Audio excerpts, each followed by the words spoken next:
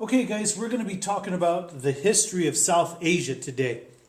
And one thing I need you to do is take the sheet of paper that I gave you and fold it into the book.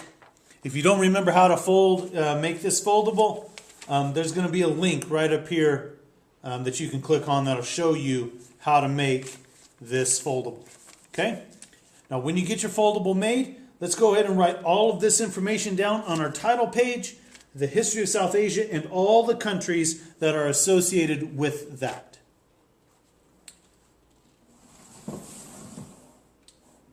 Now, you can open up your foldable into the first real page, not the inside cover, but the first page, and you can write the Mughals and the date that they were there. The Mughals were invaders from present-day Afghanistan.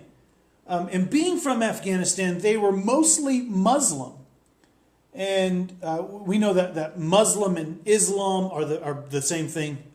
People who have the Islamic religion are called Muslims. Okay, so they're mostly Muslim, and they brought their Islamic culture with them. Remember, when you move somewhere, you don't leave your culture behind, you take it with you. And so they brought their religion and their architecture especially. Now, they controlled most of India until the British arrived in 1858.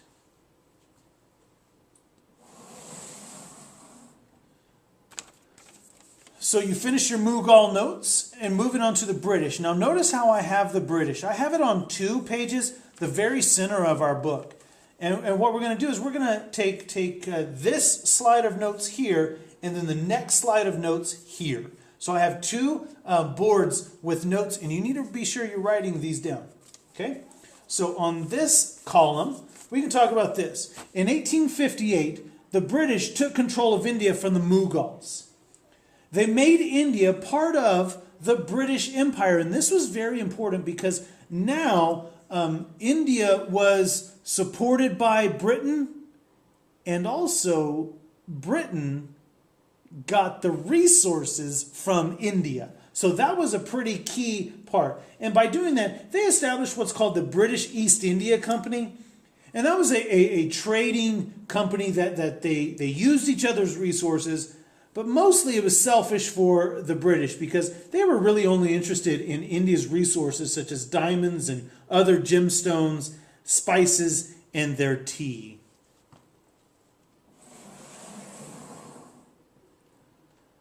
Now, Britain, so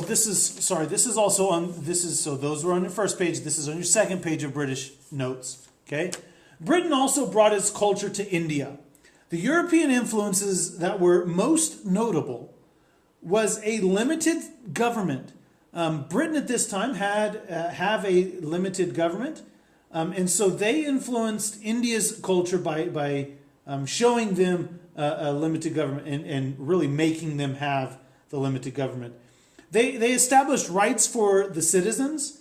They brought their language of English. They brought their Christian religions as well.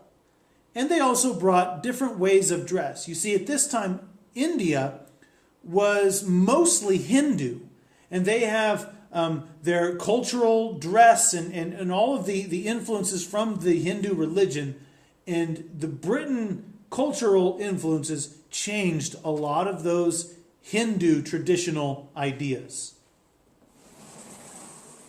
Your next page of notes. We can just kind of separate him like this. India fights for independence here, and then the last slide will go here. So India's fight for independence really began in 1885 when they established the Indian National Congress.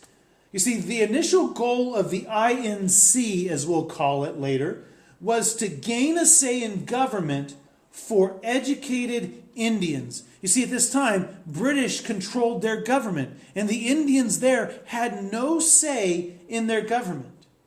And after World War I, a very famous man, well, he became very famous. He wasn't at the beginning. His name was Mahatma Gandhi.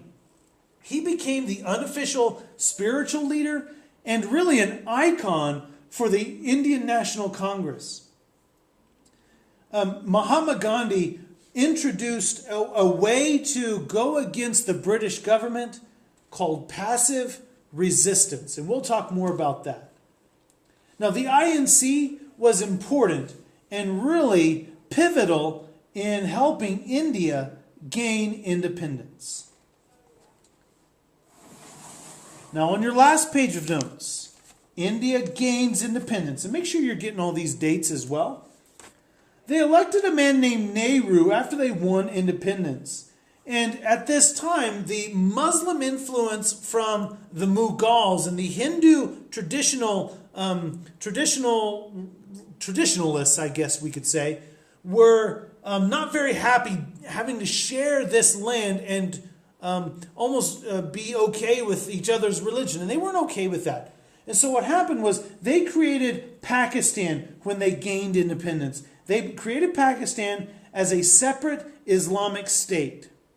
So that would mean the Muslims would move to Pakistan and the traditional Hindus would stay in India. So it's a very interesting time.